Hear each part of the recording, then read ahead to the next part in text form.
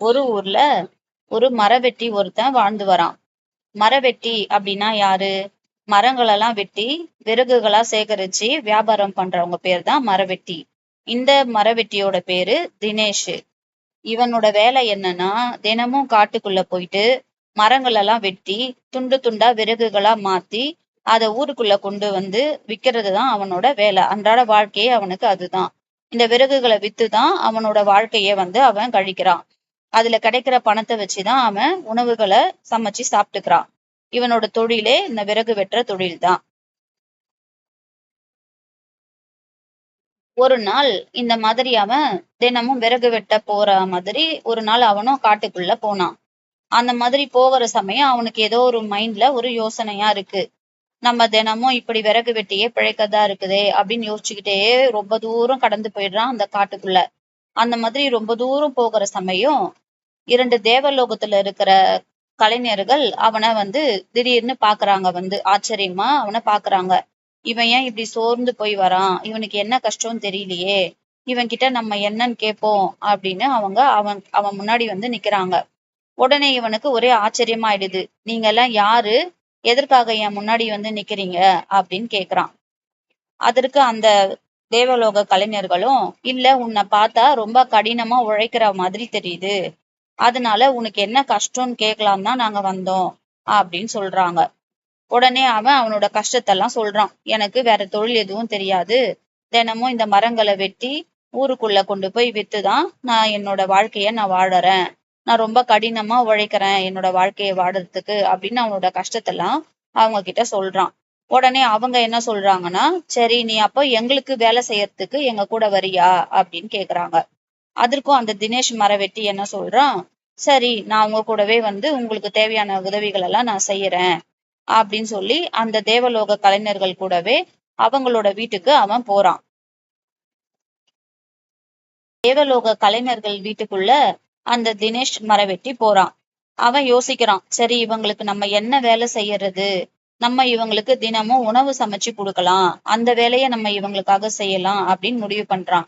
முடிவு பண்ணி சமையல் அறைக்குள்ள போய் பாக்குறான். அங்க அடுப்பு மட்டும் தான் இருக்கு. சமைக்க பாத்திரங்களும் இல்ல. சமைக்கிறதுக்கு தேவையான உணவுப் பொருட்களும் அங்க இல்ல.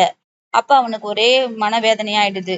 என்ன இது, எந்த பொருட்களுமே இல்லாம நம்ம எப்படி இவங்களுக்கு உணவு சமைச்சு கொடுக்கறது அப்படின்னு சொல்லி திகைச்சு போய் நிக்கிறான். அப்போ அதை பார்த்த அந்த தேவலோகர்கள் அவனை பார்த்து கேக்குறாங்க, நீ ஏன் இவ்வளவு சோகமா இருக்க அப்படின்னு கேட்கும் போது அவன் அந்த காரணத்தை சொல்றான். நான் உங்களுக்கு சமைச்சு கொடுக்கலான்னு பார்த்தேன். ஆனா இங்க சமையல் அறையில எந்த பொருட்களுமே இல்லையே, நான் எப்படி உங்களுக்கு உணவு சமைச்சு கொடுப்பேன் அப்படின்னு சொல்றான். அதை பார்த்து அவங்க சிரிச்சிட்டு, நீ அதுக்காகலாம் எதுவும் கவலைப்படாத. இந்த சமையல் அறையில மூலையில ஒரு பானை வச்சிருக்கோம். அந்த பானை ஒரு மந்திர பானை.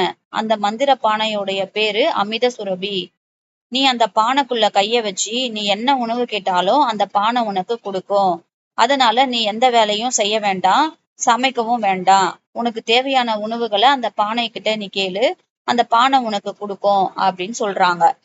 உடனே அவனும் என்ன செய்யறான், சரி அவனுக்கு அந்த பானைய பத்தி சொன்னதும் ரொம்ப ஆச்சரியமாயிடுது. இப்படி ஒரு பானையை நம்ம கேள்விப்பட்டதே இல்லையே. சரி இந்த பானைக்குள்ள கைய வச்சு நமக்கு பிடிச்ச உணவுகள் எல்லாம் கேட்டு பார்க்கலாம் அப்படின்னு முடிவு பண்றான். தேவலோகர்கள் சொன்னபடியே அவனும் என்ன செய்யறான், அந்த மந்திர பானைக்குள்ள கைய விட்டு அவனுக்கு பிடிச்ச உணவுகள் எல்லாம் கேக்குறான். அந்த பானையும் அவன் கேக்குற உணவுகள் எல்லாத்தையும் கொடுத்துட்டே இருக்கு. அவன் கேட்க கேட்க அளவில்லாம கொடுக்குது. உடனே அந்த உணவுகள் அவங்களுக்கு தேவையானதை எடுத்துட்டு அவங்க 3 பேரும் சாப்பிட்டுட்டு சந்தோஷமா இருக்காங்க. இத பார்த்த இவனுக்கு ரொம்ப மகிழ்ச்சி. இப்படி ஒரு பானை நம்ம இதுக்கு முன்னாடி பார்த்ததே இல்லையே. இப்படி கஷ்டப்படாம நமக்கு எல்லா உணவும் ஈஸியா கிடைக்குதே அப்படின்னு சொல்லி அவன் என்ன பண்றான், அந்த பானை கிட்ட தினமும் அவனுக்கு பிடிச்ச உணவை கேட்டு கேட்டு சாப்பிட்டுட்டே இருக்கிறான். ஒரு கட்டத்துல அந்த தினேஷ் மரவெட்டிக்கு அந்த பானை மேல அதீத ஆசை வந்துடுது. அதனால என்ன செய்யறான், அந்த தேவலோகர்கள் கிட்ட, நீங்க என்னை விட்டு பிரிஞ்சு போனாலும் எனக்கு இந்த பானையை மட்டும் எனக்கு கொடுத்துட்டு போயிடுங்க. இந்த பானையை நானே வச்சுக்கிறேன் அப்படின்னு கேக்குறான். அவங்க வேண்டாம், உன்னால இந்த பானையை பத்திரமா வச்சுக்க முடியாது. இந்த பானை எங்ககிட்டயே இருக்கட்டும் அப்படின்னு சொல்றாங்க. ஆனா இவனுக்கு அந்த பானை மேல இருக்க ஆசை போல. அதனால இல்ல, எனக்கு தயவு செஞ்சு இந்த பானையை எனக்கு கொடுத்துட்டு போயிடுங்க அப்படின்னு கெஞ்சி கேக்குறான். அதனால அந்த தேவலோகர்களும் என்ன பண்றாங்க, சரி இந்த பானையை நீயே வச்சுக்கோ அப்படின்னு சொல்லி அவன்கிட்ட கொடுத்துடுறாங்க. ஆனா இவன் என்ன செய்யறான், அந்த பானையை வச்சுட்டு எந்த வேலைக்கும் போகாம தினமும் இந்த பானை கிட்ட தனக்கு தேவையான உணவுகளை கேட்டு கேட்டு கேட்டு கேட்டு சாப்பிட்டுட்டே இருக்கான். சோம்பேறியா ஆகிடுறான். ஏன்னா அவன் தினமும் வேலைக்கு போய் கஷ்டப்பட்டு மரத்தை வெட்டி அந்த மரங்களை விறகுகளா கட் பண்ணி அதை வித்துதான் அவன் உணவு சாப்பிடுவான். ஆனா இப்ப அவனுக்கு உழைக்காமலே உணவு கிடைக்குது. அதனால அவனுக்கு கஷ்டப்பட வேண்டிய தேவையே இல்ல. அதனால அவனுக்கு சோம்பேறித்தனம் அதிகமாகிடுது. நம்ம வீட்டிலேயே உட்காந்து இந்த பானைக்கிட்டேயே உணவு கேட்டு சந்தோஷமா நம்ம காலத்தை கழிக்கலாம் அப்படின்ற மாதிரி ஒரு முடிவுக்கு தினமும் இந்த வேலையவே செய்துட்டு இருக்கான். இத பார்த்த ஊர் மக்களுக்கு ஒரே ஆச்சரியம். தினமும் விறகு வெட்ட காட்டுக்கு போற தினேஷ் மரவெட்டி கொஞ்ச நாட்களாகவே காட்டுக்கு போறதே இல்லையே, இவன் எப்படி வீட்டுக்குள்ளவே இருக்கான், ஆனா உணவு சாப்பிடுறான், சந்தோஷமா இருக்கான், இவனுக்கு எப்படி உழைக்காமலே உணவு கிடைக்குது அப்படின்னு எல்லாருக்கும் ஒரே சந்தேகம். அதனால அவங்க என்ன பண்றாங்க, ஒருத்தருக்கு ஒருத்தர் கேட்டுட்டு நம்ம விறகு வெட்டிக்கிட்டே போய் கேட்டுடலாம் அப்படின்னு தினேஷ் மரவெட்டிய வீட்டுல இருந்து வெளியே கூப்பிட்டு கேக்குறாங்க. உனக்கு எப்படி இந்த மாதிரி சந்தோஷமா வாழ முடியுது, நாங்கெல்லாம் கஷ்டப்பட்டு தானே சமைச்சு சாப்பிடுறோம், வேலைக்கு போயிட்டு சம்பாதிச்சு தானே சாப்பிடுறோம், நீ மட்டும் எப்படி வேலைக்கே போகாம உன்னால இப்படி சந்தோஷமா இருக்க முடியுது அப்படின்னு அந்த விறகு வெட்டிக்கிட்டே கேக்குறாங்க. அதற்கு அந்த விறகு வெட்டி என்ன சொல்றான், நடந்த கதைகள் எல்லாம் சொல்றான். அவனுக்கு அந்த மந்திரப்பானை கிடைச்ச எல்லா விஷயத்தையும் அந்த மக்களுக்கு சொல்றான். இரவு தினேஷ் மரவெட்டி என்ன பண்றான், அந்த மந்திர பானைய தோள் மேல வச்சுக்கிட்டு ஊர் ஃபுல்லா போய் டான்ஸ் ஆடிட்டே இருக்கான். எல்லாரும் அந்த மந்திர பானைய பார்க்கணும், நம்ம கிட்ட இப்படி ஒரு அதிசய பொருள் இருக்குன்னு எல்லாரும் தெரிஞ்சுக்கணும் அப்படின்னு அவன் என்ன செய்யறான், ஊருக்குள்ள போயிட்டு எல்லா மக்கள் முன்னாடியும் டான்ஸ் ஆடுறான்.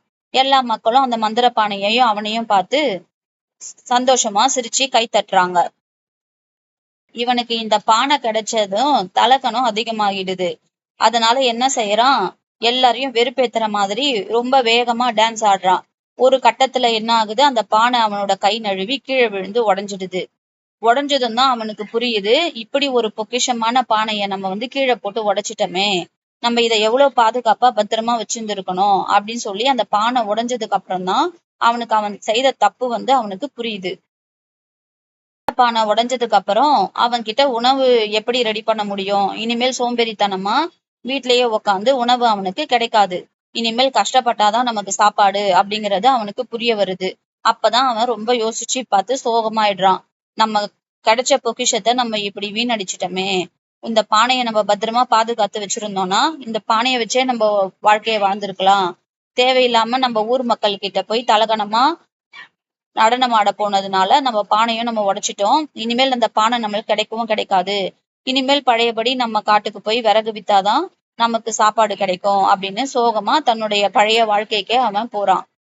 குழந்தைகளே, இந்த கதையில இருந்து நம்ம என்ன தெரிஞ்சுக்கணும், எந்த பொருளா இருந்தாலும் அந்த பொருளை நம்ம ஒரு மதிப்பு கொடுத்து அதை பத்திரமா பாதுகாத்து வச்சுக்கணும். எந்த பொருளையும் அலட்சியமா நம்ம வீணடிக்க கூடாது. அந்த பொருள் நமக்கு திருப்பி நினைச்சாலும் நமக்கு அந்த பொருள் கிடைக்காது. அந்த பொருளோட மதிப்பு தெரிஞ்சு அந்த பொருளை நம்ம பத்திரமா பாதுகாத்தாதான் அந்த பொருள் நமக்கு ஏதாவது ஒரு விதத்துல உதவியா இருக்கும். அதனால உங்களுக்கு என்னென்ன பொருட்கள் கிடைக்குதோ, விளையாட்டு பொருட்களா இருக்கலாம், என்ன பொருட்களா இருந்தாலும் அந்த பொருட்களை நீங்க பாதுகாப்பா வச்சுக்க பழகிக்கோங்க. பொருளோட அருமை தெரிஞ்சாதான் நம்ம அந்த பொருட்களை பாதுகாக்கிறோங்கிற எண்ணம் நமக்கு வரும். பொருட்களை நமக்கு பாதுகாக்கிற திறமை நம்ம கிட்ட இல்லைன்னா இவன் கிட்ட இருந்த அந்த பானை உடைஞ்சு போன மாதிரி நம்ம கிட்ட இருக்கிற பொக்கிஷமான பொருட்களையும் நம்ம இழந்துடுவோம். இதுதான் இந்த கதையில இருந்து நம்ம தெரிஞ்சுக்கிற நீதி. இந்த கதை உங்களுக்கு பிடிச்சிருந்ததுன்னா லைக் பண்ணுங்க குழந்தைகளே.